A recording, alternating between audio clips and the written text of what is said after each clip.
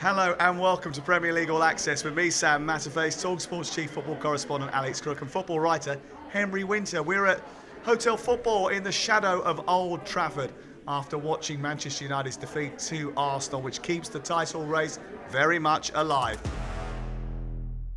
Well, we've just hot-footed it across from Old Trafford where there was a tropical storm just before the end of the game. Lightning, thunder, everything. We survived. Yeah, it was like Ride of the Valkyries. I was really impressed with you two. I thought you were going to go up in smoke as all that sort of weather started flying in, thunderclaps, rain, lightning. They threw absolutely everything at you. But you two kept going, entertaining the nations as the sparks were flying out of the plugs. Well, the sparks are still flying in the title race, aren't they?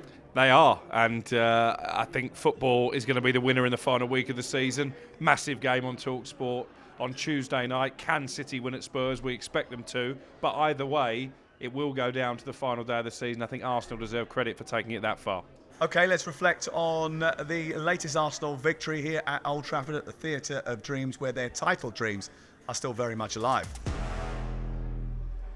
Well, the narrative might be tense, tight, nervy, but I thought actually they were professional, defensively strong, and got the job done. How did you see it? Well, it was an afternoon for individuals like Ben White. I thought he did well against Garnacho. Garnacho was really Manchester United's sole outlet, and he kept cutting inside. Ben White, I just thought, sort of handled him really well. It was a little bit like a very experienced heavyweight dealing with someone who was stepping up a division and was wounded, was depleted. Manchester United, you see all the injuries they've got, the issues they've got. They couldn't really lay a glove on Arsenal. Arsenal in control, even in second, third gear tops. Do you think that Arsenal got or displayed a newfound mentality, a mentality that maybe wasn't there at the end of last season? I do. I think it was a very calm approach from them. It showed their big game mentality. It wasn't about an all singing, all dancing victory. It was about getting the win to keep that scoreboard pressure on Manchester City. I thought defensively they were terrific, and that for me has been their strong point across the course of the season. Henry's dead on about Ben White. I think he was probably the man of the match. Gabriel and Saliba, excellent as well. But from a United perspective, we got the team sheet, and I suggested to you that was the worst United starting 11 that I'd seen, certainly in the Premier League era. They gave it a go, but ultimately there wasn't enough quality. And then we were in the tunnel post-match. The roof was leaking, the water was pouring down. I think the team sheet and the fact the roof was caving in at full time is probably emblematic of where they're at under the Glazers. That's what 20 years of decline gets you. Johnny Evans at a ripe old age being sent out. Casemiro past his best, and they can't keep the water at bay either. Yeah, and I heard that there was water leaking into electrical boxes. There could have been sparks there too. We might come back to Manchester United in just a second. Let's concentrate on Arsenal, because they won 15 of the last 17 Premier League matches. They've took 46 points during that period. They've scored 52 goals in 2024, which is 10 more than anybody else, or 9 more than anybody else going into the weekend. That is impressive, isn't it? It's very impressive, particularly when you think they're doing this in the age of Pep Guardiola. They're doing it in the age of a Liverpool team who have been terrific. I know they've sort of ebbed towards the end of the season, but Liverpool, with their new midfield, with that energy, with players like Salah, they've still been an absolute threat to them this season. So as title races go, they normally come down to 2-horse races at the end, but this was a 3-horse race, thoroughbreds, for a long period of the season. And Arsenal, huge credit to them, as you say, taking it to the final day of the season. We sort of had a bit of not an argument last week with Perry Groves, but we sort of suggested that the title race has become not boring. Well, actually, yeah, we said it would be boring because ultimately Manchester City just never, ever falter. So how can it be boring when you're looking at the quality of football that we're actually seeing? This is some of the best football that I've been covered in, 35, 36 years. Totally accept that. The quality of Manchester City. When we have to choose our footballer of the year, it could have been Declan Rice. It could have been Martin Odegaard. I voted for Phil Foden. It could have been Rodri. It could have been Cole Palmer if you want to bring Chelsea into the equation. The quality that we're seeing at pace on these pitches is phenomenal. And that is what worries. Well, that was what worried us even more. The fact that you've got that absolute breadth of quality, but they still, none of them really can ever knock Manchester City over. They're not going to falter. Yeah, do you believe they're going to falter? No, I don't. And I've said very boringly, because from the start that Manchester City will win the title this season. And I didn't expect Arsenal to push it so close. But look, City, they've just got the best manager, they've got the best squad, they've got the best starting 11, they've got the best number 9, they've got Phil Foden, who's just been sensational. He's got 5 titles by the age of 23. Obviously, the shadow and clouds as we're here with this all-weather today, the cloud over Manchester City is the 115 charges. Now, they absolutely deny it, and I actually think, in fairness to them, they should have sped up, the Premier League should have sped up the process so that actually we could celebrate 100% this Manchester City team. And they have the opportunity excellence. to defend themselves. Absolutely. But the fact that it's dragged on so long, I think it's actually unfair on their fans, because they've got rival fans having a go at them. Has to be sorted out within the season. Yeah. Obviously, Tottenham provide the jeopardy on Tuesday night. Is there any chance? Are you full of any confidence that they might well stop Manchester City in their tracks? I'm not, but I'm not buying into the narrative that it's because it's Tottenham, it's because they don't want Arsenal to win the league, because we know that Ange Postecoglou is a winner. We know that people like James Maddison and Mickey van der Ven are competitors. They will want to run Manchester City as close as they can. Of course, they could mathematically still finish in the top 4. It probably won't happen, but they have their own motivation. And actually, I spoke to Mikel Arteta straight after the game at Old Trafford, and I said, are you concerned that Spurs have already had their lap of honour? Maybe they won't be fully focused for this game. And he said the Premier League is the most brutal in world football, and that's what sets it apart. You can have teams fighting against relegation, teams with nothing to play for, seemingly, and they will still try their all. And I expect Spurs to do that, but City are too good. They'll win the game. But Spurs could be hungry, depending on the result tomorrow night. Yeah. Aston Villa against Liverpool. That's a big game. If Aston Villa slip up there, there'll be a bit more hunger in Spurs. Arsenal will want that, and they'll take the game to City a bit more. I really like Arteta. I think there's something about You've got him. a little loving going on there, haven't you? I just get on with him. I like him, the way he talks. I like the cut of his jib. Do you know what I mean? He's just got something about him. I can understand why his players have been inspired to perform maybe above themselves last year and then reached a new level this year. Is it because you use the same hair dye as well? Is that a factor? Yeah, it might be that we used to say. We used to sit in the same cafe. We had a newborn baby up in Didsbury when he was the assistant manager of Manchester City. But that's got nothing to do with it. Maybe the fact that he's got a lovely dog that he takes to the training ground every day. Win. Did the toys ever come out the pram, or was it everything was fine? I thought it was funny in his pre-match press conference when he was talking about the manager being likeable and calm compared to nerves and jangling sort of the fans worrying about everything, and he was sort of taking the mick out of himself that he's a jack in the box on the touchline. What I like about him is he obviously is an outstanding coach. Yeah. And you talk to the Manchester City players when he was there, and he was Pep's number 2. Raheem Sterling said he made him a better player, tactically and even technically, taking the ball more on the half turn and speeding through on goal. Things like that. You can see with the Arsenal players how he's made them better, tactically, technically. But also, I like he's got a ruthless streak.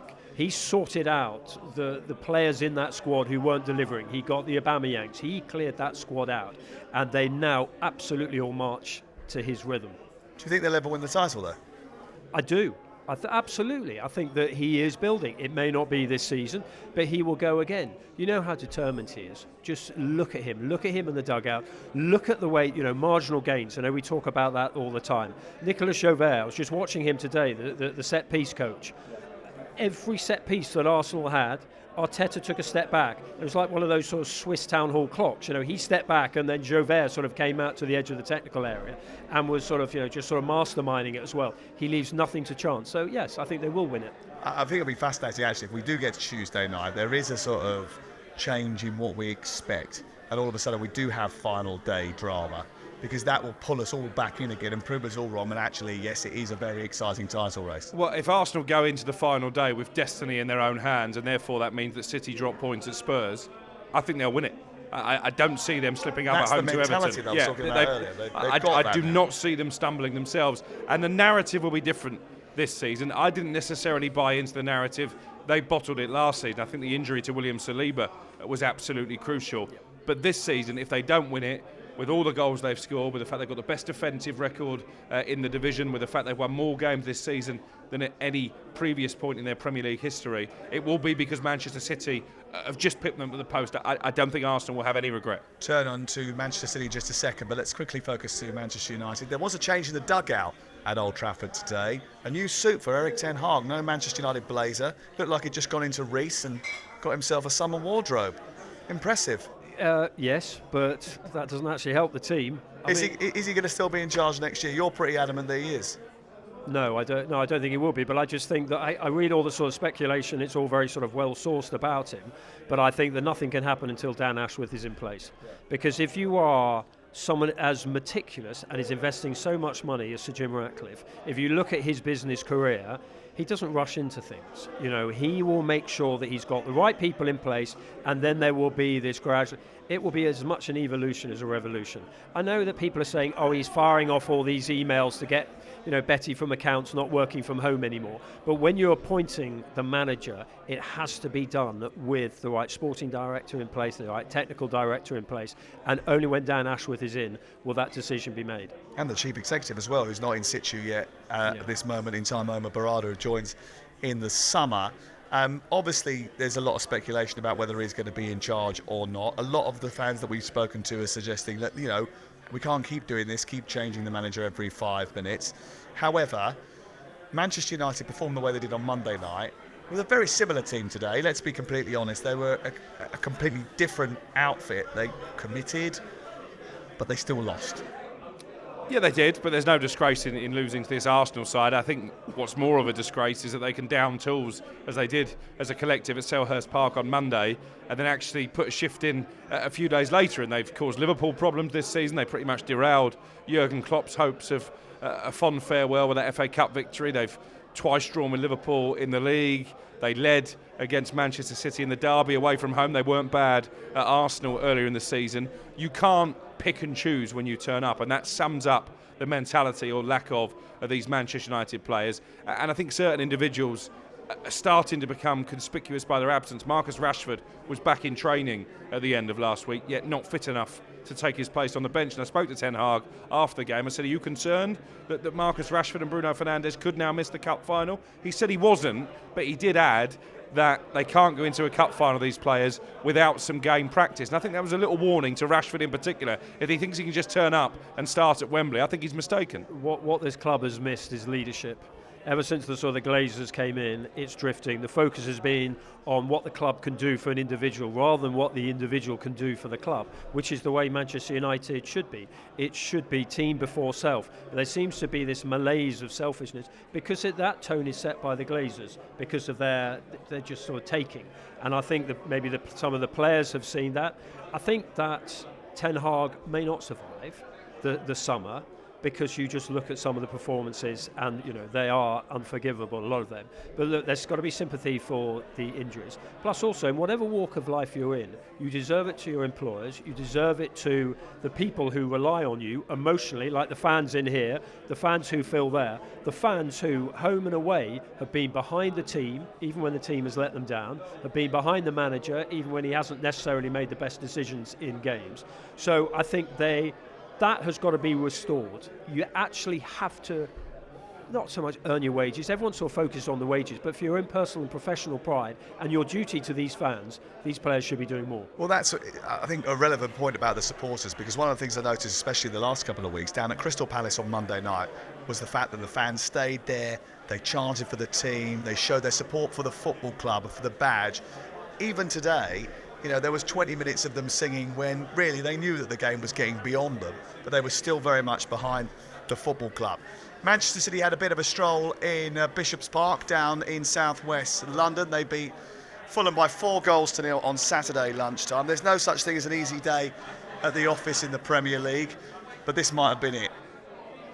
Yeah, listen, I suggested in the podcast we did last week that Fulham were on the beach and were ideal opponents for Manchester City. Are you flip-flopping again? Well, it's probably a bit harsh. I think they had a go, but ultimately, like Arsenal on Sunday, City always had Fulham where they wanted. They got the early goal, which is manna from heaven when you're chasing a title. But they showed that ruthlessness, didn't they? They kept going, looking for more goals. Wasn't Erling Haaland's best day at the office. He missed an absolute sitter in the second half, but they've scored 4 goals away from home. Is it 15-1 now?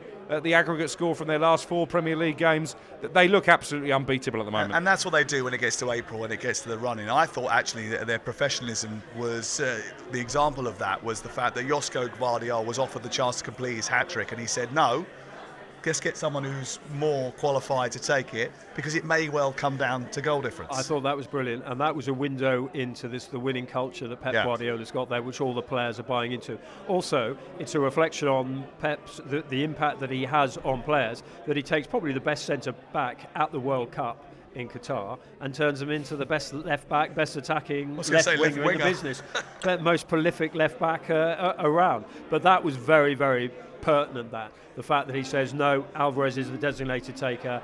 If, it's marginal gains. That goal can make the difference. In terms of Manchester City and the way they've applied themselves to get to that level where they are winning 15-1 in the last few games, they've done it with this brilliant, relentless pressing from the front, not allowing their opponents to get out of their own half. And I thought that was brilliant in the first half of the game.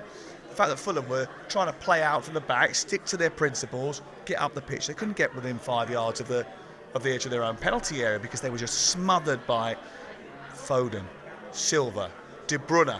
These big players that, obviously have achieved so much in the game, yet they're willing to go right to the well to make sure, give every ounce of energy that they've got in order to make sure that City get over the line and achieve something historic, which is going to be 4 titles in a row if they do it. Yeah, and again, it comes back to that word culture. They could have been forgiven, these City players, for resting on their laurels. They won the treble last season, only the second team in the history of English football to do that. But they haven't. They've gone again. It's not been easy this season. I don't think they've played at their swashbuckling best for much of the campaign. But here they are at the business end of the season. They're in the FA Cup final, heavy favourites to win that competition.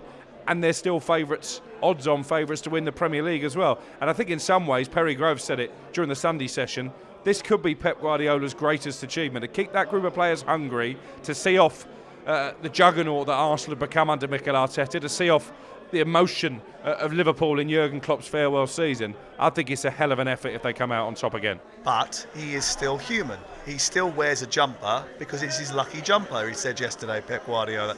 So even he has superstition. Yeah, but he also has a supreme work ethic. I don't think there are many managers who actually match his pure visceral desire to win. You see him, he's won everything as a player, as a manager, and he is there. That hunger is just quite extraordinary. Where does it come from? It's almost superhuman, that desire. Maybe it's the sort of winning culture that he grew up in. He looked around the teams that he played for at Barcelona. He saw all these sort of winners in there, and he's just got that extraordinary hunger. He doesn't eat on match days. So that he's, maybe again that's almost reflective of the hunger. He sort of eats after the game.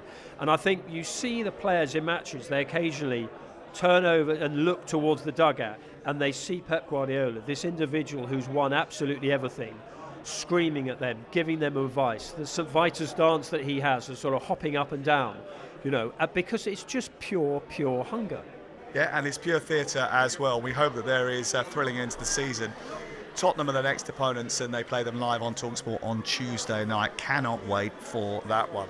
Right, let's talk about what happened at the bottom of the table, because we've lost a couple and we've almost lost Luton as well. Well, Burnley are now relegated and Luton are on the brink as well. A massive goal swing required for them to stay in the Premier League. They need 13 goal swing on the last day of the season. It isn't going to happen, I'm afraid. I think Rob Edwards sort of knew that yesterday at the London Stadium. West Ham beat them 3-1. I thought the West Ham fans got a great send-off for David Moyes. Finally, West Ham had done the right thing. But let's concentrate on Luton.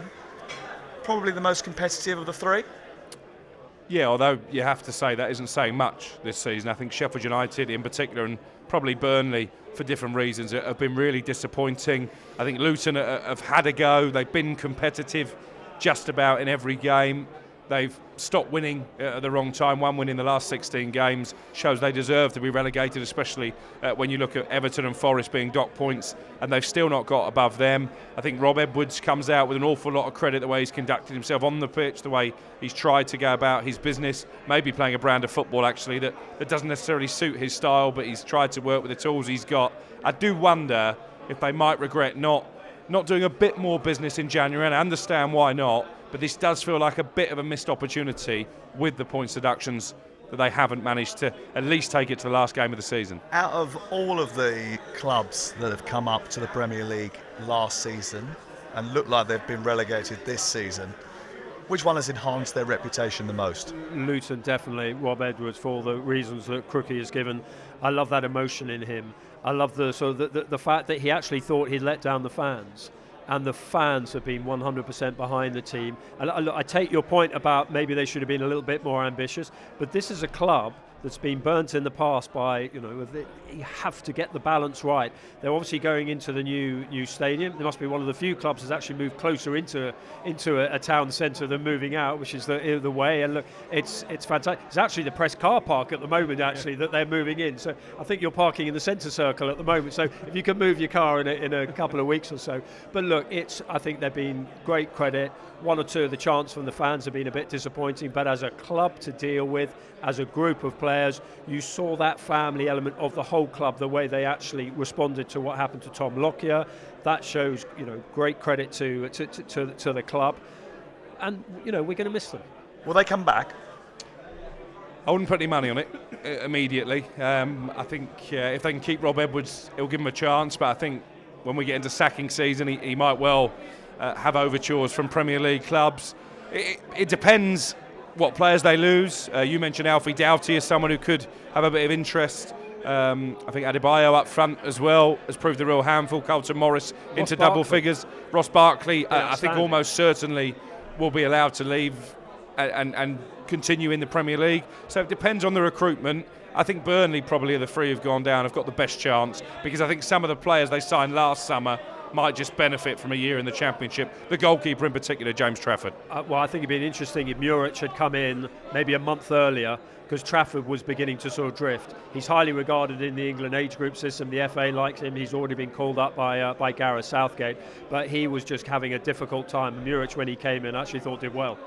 Great shot stopper, Aro Muric. That's one of the sort of major things that have helped them out over the course of the last few weeks. But also, his difficulty is the playing out from the back. He's not as comfortable with his feet, which has been an issue for them. He's made a couple of key mistakes, and actually you look at some of those key mistakes now and think, hey, if he hadn't have made them, they might well still be in the Premier League, especially going into the final week.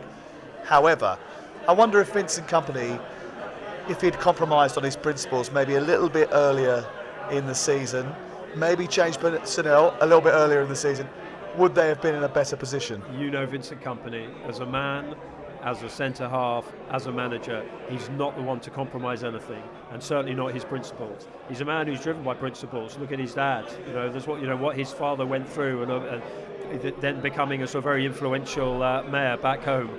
He's a man of principle. So look, from the outside we could say, well, you could have changed it and maybe actually had a bit of a plan B. But actually, I think what I quite like about this generation of managers, maybe it's because they've got the financial independence, having sort of come through the wealth of the player, they actually say, no, I'm going to do it my way. And even that means sort of popping up and down, then so be it. If you've got a well-run football club, does relegation really matter as much as we make it out? Not anymore, because I think that the chasm between the Premier League and the Championship is probably as big as it's ever been. I mean, Ipswich, to their credit, have bucked the trend, but for them, every chance the three teams relegated would come straight back up and the three teams promoted would go straight back down. So I think with the parachute payments, with the money that's available now in the Premier League, there's actually no excuse. If you're properly run, there's no excuse for doing a Portsmouth, for example, and plummeting down the divisions. You should be able to bounce back, if not in your first season, then certainly in your second. And sometimes for supporters, actually, it's quite fun to be in the Championship and win a few games, especially if you've gone through a season where you've been beaten most weeks. Do you know why they love it most? No VAR. I occasionally go and watch Leicester City, and I go with my son, and he said, you're really enjoying this. Is it because you're not working? You're actually just sort of being able to watch the game? And he goes, no, it's because there's no VAR. Obviously, that's a major issue in terms of people's enjoyment inside the stadium.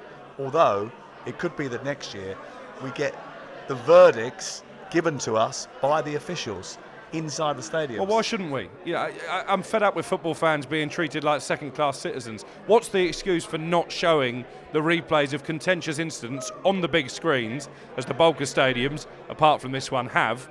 I don't understand, because the experience for match-going supporters is totally wrong. I was at Wembley for a couple of VAR calls in that Chelsea-Man City game when Chelsea probably should have had a penalty.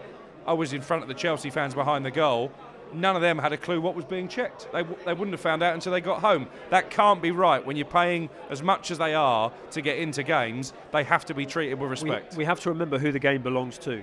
The game doesn't belong to school teachers at IFAB, at Stockley Park. The game belongs to the fans and it belongs to the players.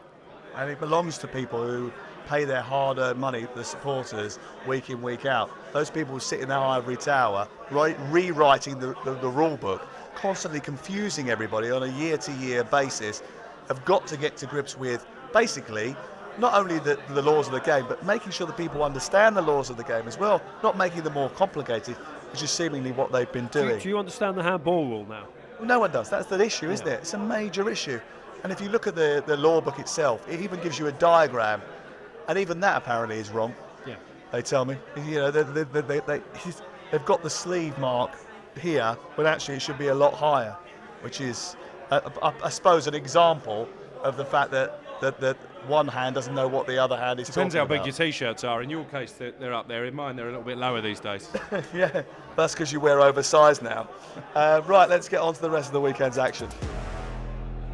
Nottingham Forest are pretty much safe. We mentioned about the goal swing, but Chelsea did come from 2-1 down late on to grab themselves 3 points.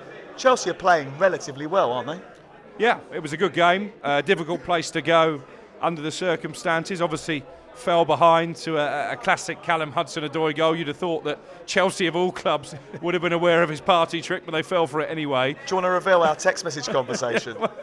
Yeah, you sent a message saying, don't show him inside, don't. Oh, you did. And it's in the back of the net. And actually, there was a little sighter just before that, wasn't there, that nearly went in as well. But I think they are improving. And I saw a tweet the other day suggesting that if Chelsea have anything about them, they won't sell Conor Gallagher and they won't fire Mauricio Pochettino. It would be, even by Todd Bowley's standards, an absolutely crazy decision to change the manager now, just when you feel he's starting to get the team to gel, he's starting to get improvement out of a young group of players. And I think actually, with a centre forward and a goalkeeper signed this summer, they might not be too far away from where they want to be next season if they keep Pochettino in situ. If they change him, it's brainless. Since Boxing Day, only Manchester City, Liverpool and Arsenal have managed to pick up more points in the Premier League than Chelsea. They can't sack him. No, that'd be crazy. I think there's only one thing that needs to change with Pochettino, is he's got to stop talking about Tottenham Hotspur. Because, you know what the walk up from Fulham Broadway tube station's like, and you sort of fall in and, you talk to the fanzine sellers and you talk to the fans, and the one thing they all say about Pochettino is stop talking about Tottenham Hotspur. Stop talking. It's like, being married to someone else and talking about your ex. Don't. It never works out. So just stop that. But he's a good coach. You can see that. You can see it in Nicholas Jackson has improved this season. I agree they need another centre forward. I understand that.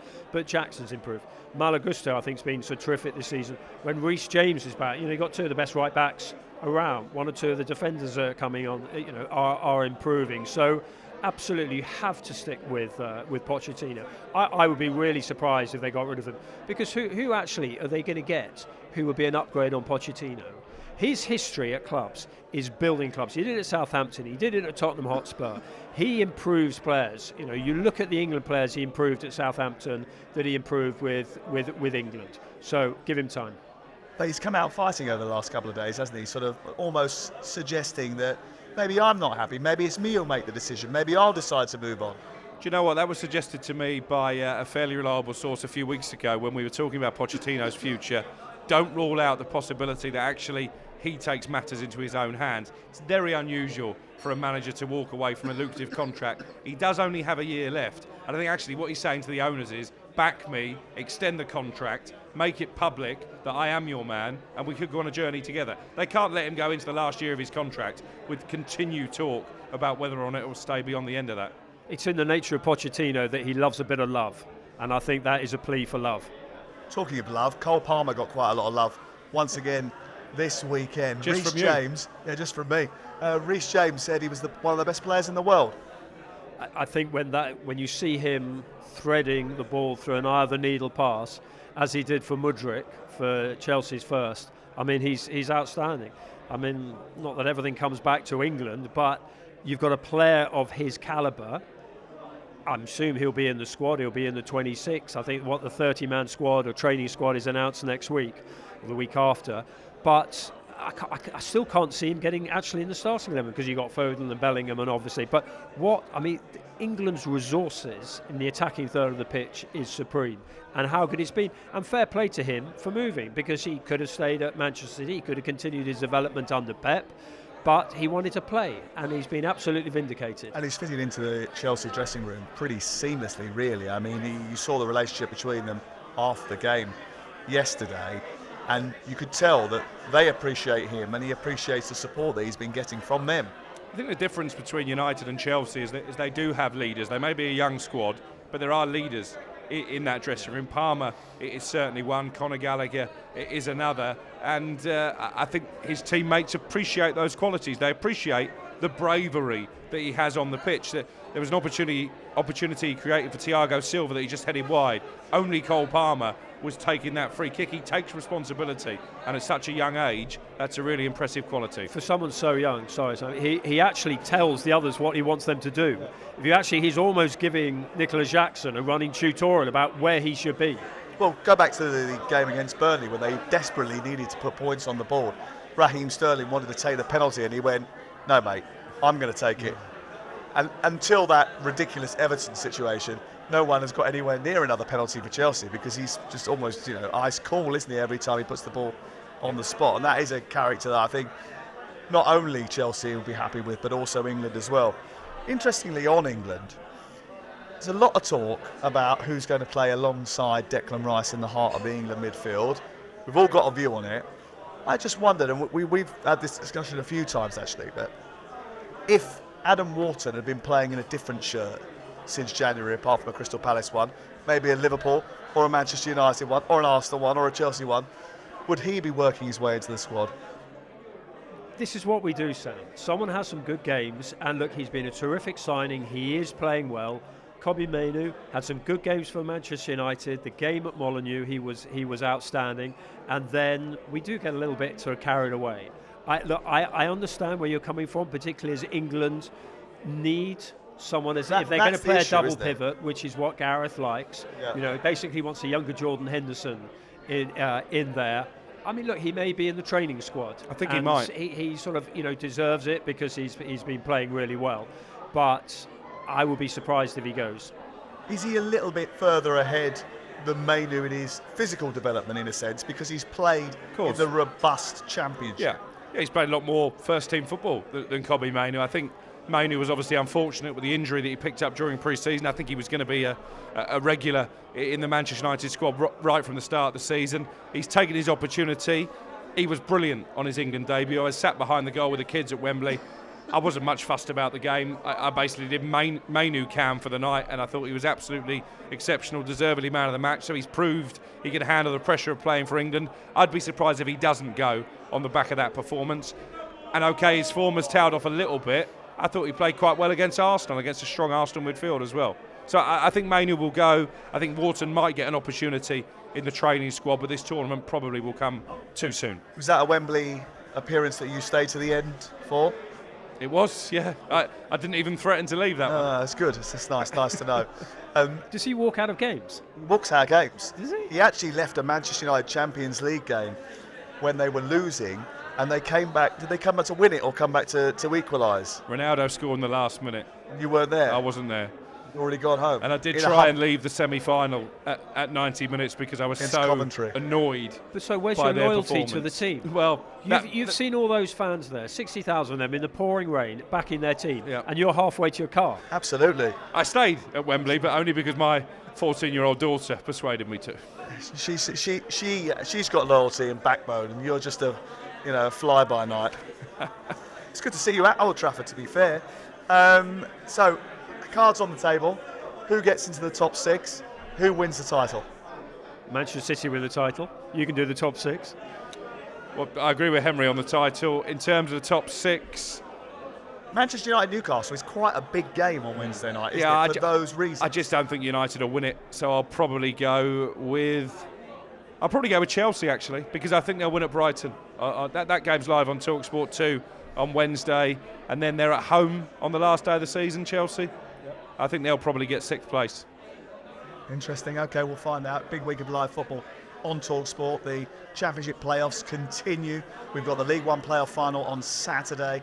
We've got live football Tuesday night and Wednesday night as well. And of course, the final day of the season on Sunday, which we will preview on our next podcast on Thursday. So make sure you join us for that. Henry, thank you very much for joining us. My pleasure. I'm glad we're dry. Yeah, I'm glad we're dry as well. As it stopped raining now. Well, the roof's not leaking. It's good. Hotel football. It But never then leaks again, here. I was going to say, this isn't Manchester United property, much to their chagrin. Thank you very much. Make sure you rate and review the podcast.